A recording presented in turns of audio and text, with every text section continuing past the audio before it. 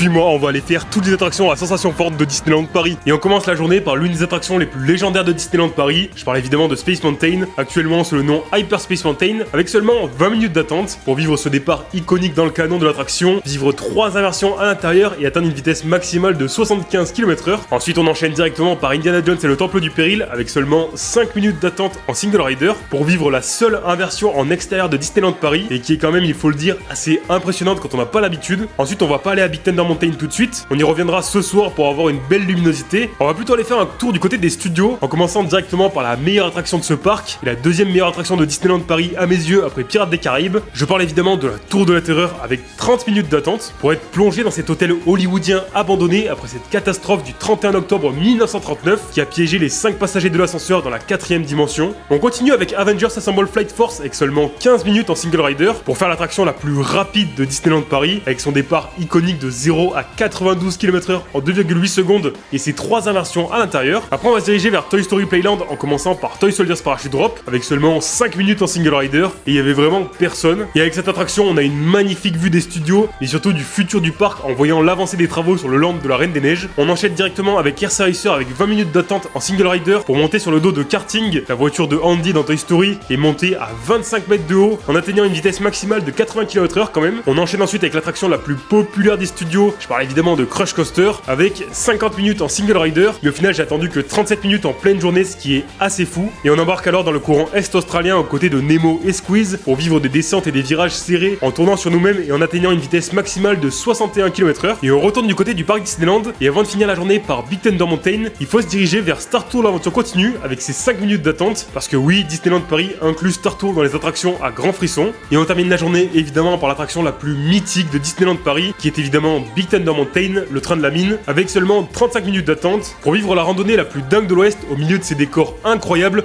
où on va monter à 22 mètres de haut pour atteindre une vitesse maximale de 67 km/h, mais surtout vivre une aventure qu'on n'est pas prêt d'oublier. Et si tu veux plus de vlogs comme ça à Disneyland Paris, n'oublie pas de t'abonner.